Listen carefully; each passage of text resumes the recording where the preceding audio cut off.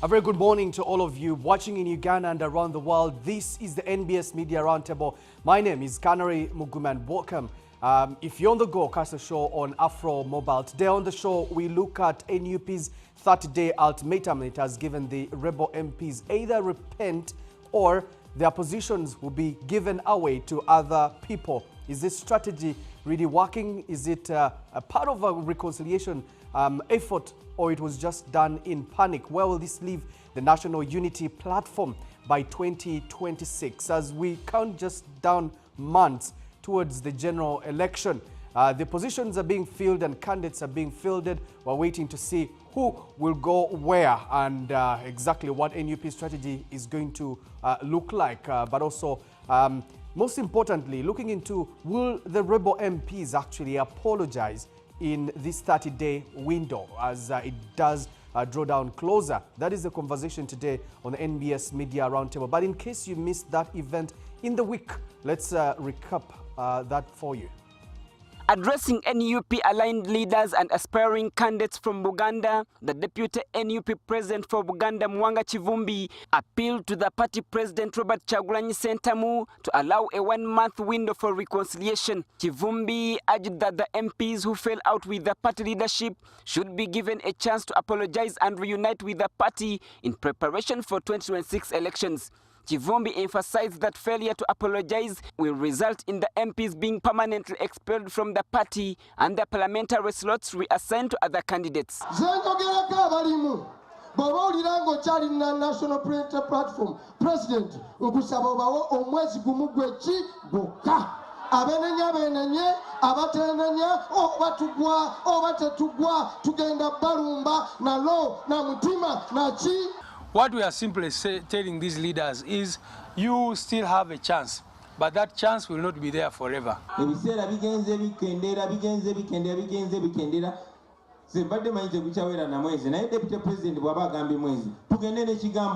Among the MPs facing criticism are Matthias Mpuga of Nyendo Mukungwe, who has notably fallen out with the NUP leadership. The other include Chimanya Kabonera MP Dr. Abed Bwanika, Njelu Municipality MP Jimmy Wanga, Kawempe South Member of Parliament Kaziwe Bashir Mbazila, Mityana Woman Member of Parliament Joyce Bagala, Bukoto South MP Dr. Twaha Kagabo, and Entebbe Municipality MP Michael Kakembo, among others. According to NUP Secretary General David Louis Lubongoya, the apology process must prioritize the electorate who voted these MPs, with the party's final decision resting on the views of those constituents. So those who have come, we tell them the same thing. Go back to the people and make sure that you make yourself right with them. However, the party's decision to open its doors to reconciliation has sparked debate among political analysts. Some say it reflects maturity and growth within the party, while others argue that the party must now brace themselves for the tough political consequences. It shows a very significant effort by National Unity Platform to show the public image that they are a unified party, which is strong and which has mature approach to the politics of the country. You see, NRM has compromised its values. So NUP will also compromise its value if it starts with reconciling with everyone. Rogers Baligayomwe, a political senior lecturer at Kampala International University, noted that this reconciliation process should have been initiated much earlier. Undertaking it at this late stage, he warned, could create further tension within the party after elections. Some of these conflicts started about 2 years ago, so that's when the discipline would be. But they left them on, and now it's as if they are coming to discipline them because of an election. This is the unseriousness of Ugandan politics, as if we don't mind about values, but we mind about votes. Some of the MPs involved have denied any wrongdoing and insist they have never disrespected the party leadership. These are hopeful to retain the party ticket come 2026 general elections. The person from whom you demand an apology, I think, should know their crime. As far as I am concerned, I don't have a problem with my party. I am not in disagreement with my party. I am not in conflict with my party. That's what I know. So all eyes are now on the affected MPs to see how many will choose to apologize and be reinstated as official NUP candidates. Well, at least what we know, it's now less than 30 days. Repent before it is too late. Those were the words of the NUP leadership to the rebel MPs, targeting members of parliament like Joyce Bagala, Matthias Mpuga, Abed Bwanika, and many others. So we're waiting to see what happens within this 30-day window. We're watching closely, all eyes on the National Unity Platform. According to the leadership of the party, they are looking at securing 100 parliamentary seats. That's almost double what they do hold currently in the 11th Parliament. Let's get into the discussion this morning. On the Media Roundtable today is Arns Tabaruka. Good to have you on the show. Good morning to you, Conrad, and the viewers. I'm very glad to be on the show. And joining me on the show too is Richard Chintu. Good to have you on the show. Thank you, Conrad. Good morning, viewers. It's good to be here. Thank you. Yeah. Arns, let's get into it. Your 2 cents on this call for reconciliation. To you, does it look like a call for reconciliation, or to say we did our best and therefore let's just let you go officially, as opposed to being unsure on whether you're with us or against us? Well, Conrad and the viewers, the most important thing is where we're coming from. Before you call for reconciliation, you need to understand why the call for reconciliation. Because we've had a history of events, not only in the National Unity Platform, regarding the issues that surround processes of the political parties in this country. And for me, what is substantial there is that there must be something wrong for you to reconcile with each other. Could it be the processes that the National Unity Platform is running very well, or there is something that went wrong within the processes, or even in the running of the political party? As the National Unity Platform, I think, Canada, you must bear with me, this is a political party that has happened when we are here, so we know it. If we were questioning the reconciliation efforts within the Democratic Party or the Uganda, UPC, then we would actually fall short of knowing what exactly happened. So currently the other question is exactly what happened. These members of parliament who are actually, in my view, disgruntled, it could be for them or against them. Why? Because it is the party which is saying you went against the ordeals of the party, the values and everything that we preach for. And if I could take you back, when you look at what the reconciliation is a call for, it's a group of people accused by the party for either going against the values. Like if you use, for instance, the case for Mpuga, for me, I had actually thought Mpuga had led the party as a leader of opposition in parliament with very core strength in preaching for what National Unity Platform is, until something happened. So that thing, I think that it is what irritated the party leadership, led by the president, Bobby Wine. And therefore, I must say that the political party, National Unity Platform, must have gone back into the dressing room and rethought on what exactly they should do to maintain its strategy. The strategy that they had, amassing more support, and many more things that regard things like calling upon more Ugandans to join the party. But as you call upon more Ugandans to join the party, you're losing some members of parliament to it. This, I think, Kanale, for me, is a mixed opportunity. It could go for an opportunity as well as a peril for them. And for me, the 30 days, we could wait to see what happens. Well, what do you do with an MP that goes on media and says, you know, I disagree with the leadership, but also if you understand that they disagree with, for example, what you believe in, why not create a process that allows for you and them to sit on the table and resolve issues? Yeah, yes, I agree with you. You see, there are going to be errant people in a society. And one society here now we have to talk about is the National Unity Platform. And for me, Canary, I think I've been on this show appreciating the efforts by the National Unity Platform, the Forum for Democratic Change. But then history has actually conceived it that if you can't take this longer, then something is going to wear you out. Yeah.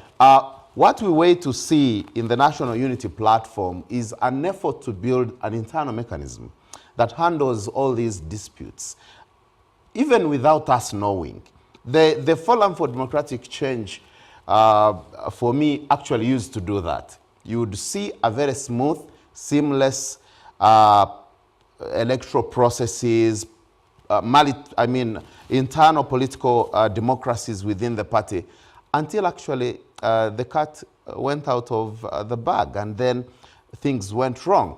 So even as young as National Unity Platform is, I think it has not been tested in regard to how is its internal conflict mechanism handling is working. Right. So we wait to see whether this actually is with that it can be able to withhold until we get the best solutions to it. Yeah, Richard, your 2 cents on this strategy that NUP has chosen to go with. I would say that reconciliation is good, and everybody would want reconciliation. But I would agree with everybody who says that this has come a little too late, because we have seen how these things have been unfolding. First, we saw the fallout, and we saw Mpuga's plea of how he was saying he was looking for his president so that they could straighten things out. And then he didn't get that chance. So the question now is, why now? For me, I think we cannot get so much from this reconciliation because it is more of giving NUP validation for actually expelling these people and pushing them further away from the what? From the party. Because remember that this reconciliation also comes at a very tricky time when Bobi Wine and Mpuga were just cited at Lubaga, and then there were calls that maybe there has been somewhat reconciliation.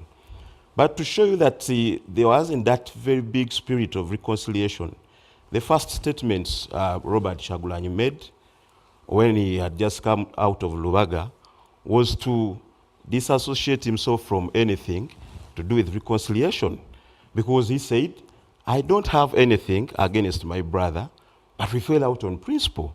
We gave him a chance to apologize, and he did what? He refused. So that alone shows you that he had still cast him back to the what? To the public court. So it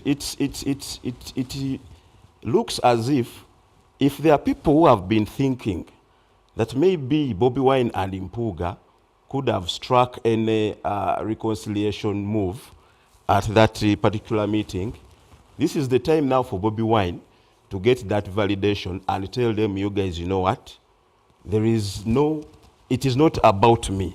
So he's using this as a way of pushing, making it seem as though it is a party kind of arrangement. Would you call this a populist move? It is a populist move, I can say. Without doubt, it is a populist move, because we all know, and Bobi Wine, in the heart of his heart, he knows that there cannot be reconciliation at this moment, because a lot has happened. Mpuga defected, and he has even formed his own political formation, the Democratic Alliance. So now we ask, what becomes of the Democratic Alliance? Secondly, Mpuga has already declared presidential ambitions. So what does that mean? That he's a candidate who is going to stand not only against President Museveni, but against Chagulanyi, his former boss. His former boss. So, and Canary and the viewers. That's going to be interesting dynamics right there. Yes. Because we've seen them go publicly with public statements against each other, but I think this one is going to be full throttle. It is, and that is, I think there is no turning back. Because at this moment, the ties were severed, all calls for reconciliation were ignored, and I don't think that the extent to which Mpuga has gone, he can now come, because remember, Mpuga has been presenting himself as a political veteran, or as someone who is grounded more than Chagulanyi. That's why you have heard him say he's the one who made who? Who made Chagulanyi. That Subi, the Subi group, the Mabikes and Impugan group, they always say they are the ones who made Chagulanyi and brought him to where he is and mentored him. So it is going to be very, very, very interesting to see how Mpuga discards a formation he started to say that he's doing what? He's coming back. That will be swallowing his words. Yeah. And then he would have exposed himself before the public. So for me, I think this one is a whitewash. Nope knows what it feels. Actually, Nope is the one which benefits from this. Yeah. Because they know there is no MP. You have heard Bagala's statement. She says, I did not do anything wrong. A person who is remorseful, first of all, must accept that there is something that they did. Even if they know they didn't do anything, at least they would put that picture of remorse and then find reason to go and do the what? And apologize. But if they are being adamant, you know, that kind of talk, it shows you that there is no reconciliation on the cards. And it is very, very inconceivable that Bwanika, with the spite with which he has treated the party and the president, that he would come and apologize. He's going to come back and apologize. Actually, let's take a look at the ones that are facing criticism, the members of parliament that are facing criticism. When you look at that list, you have Abed Bwanika, you have Joyce Bagala, you have Matthias Mpuga, Twaha Kagabo, who has declared already that he's going to run for NRM. You have, I think... there's Kazibwe Bashir. There's Kazibwe Bashir. I think I've... And Michael Kakembo. Yes. And Kakembo. And then Dr. Hildeman. Yeah, right there. So we have Matthias Mpuga, Nyendo Mukungwe. We have Abed Bwanika, Chimanya Kabonero. I know that they've already actually fielded candidates for those positions. Jimmy Luanga, Njero Municipality. Kazibwe Bashir, Kawempe South. Joyce Bagala, Mitiana Woman Member of Parliament. Twaha Kagabo Bukoto South. Michael Kakembo, Entebbe Municipality. Jimmy Luanga and Twaha Kagabo actually accused of associating with the NRM, especially General Mohoz Kainerugaba. And yeah, for now, those are the ones that we know, the 7. Angelo Izama and Nicholas Mwesuga, good to have you on the Media Roundtable. Thank you. Thanks for having us. Nicholas, maybe let me begin with you. Your 2 cents on this strategy by the National Unity Platform. For you, does it look like reconciliation, or it looks like an excuse to just let the rebel MPs go?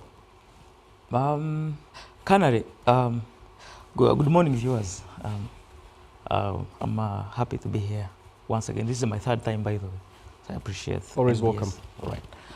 Canary, when you have an enterprise, when you have a company, you always fall back to strategize when there is a turbulence. So I am thinking that Bobby Wine and his group, of which we are talking about 3 people. We are talking about the Secretary General, we are talking about Chagulanyi himself, we are talking about the Treasurer, Benjamin Katana, and the leader of opposition, Joel Senyonyi. So in my thinking is that the 4 sat and strategized on how they can keep relevant as far as 2016 is concerned. Because when we're talking about reconciliation, is it reconciliation in any way? But is it? To me, I am thinking that Bobby Wine reflects on what happened in 2021. 1, because NUP was a wave. You remember so well. There was a wave. They fielded candidates. He made a statement the other day that you people, I think he was speaking Luganda, mumanyi luli twawa kadi. Am I right? Twawa kadi. Na ye kuruno, what are we going to do? It's sibiri. So the other time they gave people cards. Canary would come from nowhere and you know, the highest bidder. You were given a card. you're given a card. And it was a wave. And then the voters voted, especially in the central, voted the way they wanted. And then after, they said, okay, now we have voted you. Come back to the constituents and tell us, who are you? You remember those statements, those dynamics. So Bobby Wine realized that the other time was a wave. Now, if it was a wave, what do we do as far as 2016 is concerned? Let's fall back and look at where did we go wrong, where did we go right. You have MPs who have at least consolidated their position. You have Bashir, you never know what he's planning, because it is hard to unseat an incumbent, to be honest, because there are resources, you understand? He knows, she knows the dynamics of the constituents. Now, you have Abed Wanka, who has been stalking. You have Mpuga, who is a kingpin in Masaka. You have Hirdaman. You never know what Hirdaman is planning. There is this man of Ginger. So, what do you do? If I am Bobby Wine, if I am Joel Senyon, if I am Lewis, we sit down and what happens? Because still Bobby Wine wants to control the opposition, remember. Remember, this is an enterprise where Bobby Wine wants to still control Parliament with the majority of MPs and wants to be the leader of opposition, isn't it? So, and what comes of the leader of opposition? Definitely. So, if you definitely what's the best word here? Okay, if you want to let go of these people and they leave the party, fine, they have actually left. And you're recruiting new, you do not know the capacity of the people you're trying to give the card. Will they go through or not? And definitely, if they don't go through, you lose the majority MPs in Parliament. And what happens? You lose leader of opposition, and there is no budget. You understand? So, for me, I am thinking that it is a very smart move by Bobby Wine, of which he does not mean it, by the way. Let's just give them. And I take you back as all these opposition parties have been enterprises. Canada, I'm going to take you back. I don't know whether you had joined media those days, but you do not know the dynamics of how FDC was formed. FDC was formed as a trustee. There was a memorandum of association signed somewhere of we are going to capture the party, or no, rather the power. When we capture power, you're going to be this, I'm going to be that, I'm going to take that. Some people started giving themselves houses in Kororo. Me, I'm going to occupy a certain, So, this is Bobby Wine and his group. They do not want to lose this budget. And remember, the lesser the MPs, the lesser the money from the Electoral Commission because vote. When you look at Bobby Wine gets, Bobby Wine and the enterprise gets 4 billion. Don't they get 4 billion? DP gets about 300 something million. Yeah, NRM gets, So, do you want to lose the 4 billion by keeping your ego? No, I do not want. Because we know So, it's a smart move by the ghetto president. Thanks, Nicholas. And his but also, the other guys are benefiting because Tewali no put Tewali card. So if Bobby Wine allows, even actually if I was Mpuga, because Mpuga knows very well that with his alliance, there is nowhere. They are going nowhere. So if I would welcome the idea. Come, stay in Parliament. It's a win-win for both, Yeah. Thank you. Angelo, what are you reading into this? You saw the statements. Actually, the statements were a bit strong, especially from Mwanga Chivumbi. But it was just like one way of saying, you know what, we wish you actually don't take it. We wish you exit even before the 30-day window closes. Angelo. But isn't that the point, though? Yeah. When someone says, declare your position, they are not necessarily inviting you to come back. It's a way of excluding, actually. So I didn't think it was reconciliation at all. I just thought that they wanted a very public way to say these individuals are no longer with us. The initial process had been an expulsion, but in this way, you take the decision out of NUP's hands and make it, you turn over the ball to the court of my friend Matthias and his confederates. So I really did not think of it as reconciliation at all. But that said, I think I want us to put what's happening with NUP in the national context. Look, I think when you look at the electoral map right now, NUP will predominate in Buganda, there's no doubt about it. In fact, if I were NRM, I would really not make much of a move here in Buganda. I think Buganda has checked out. On my way here, I was thinking, oh, so funny how far Uganda has come, because at one point, the MP for Mityana was Daudi Ocheng and Acholi.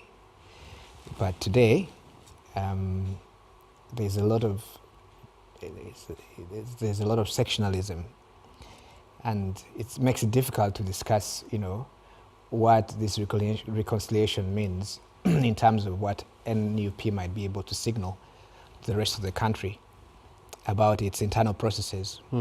If the electoral space is almost ring-fenced here in Buganda for Baganda and involving Buganda issues. You see what I'm saying, eh? When you said, oh, reconciliation, I actually looked up, because I remember there was a time when our friend Andrew Mwenda had gotten an NUP card. Has he returned it? So, I doubt, no. He's he may be still a member. So does reconciliation involve people like, Mwenda or other people? I mean, if you're doing like if you're a national party, I think you should make such moves with national intent in mind. Secondly, the big issue for NUP is not so much internal, contradictions based upon ego-based disagreements, because that's what I thought had gone on with Matthias and whatever. There was nothing big-minded about that fallout. It didn't involve, major disagreements on policy.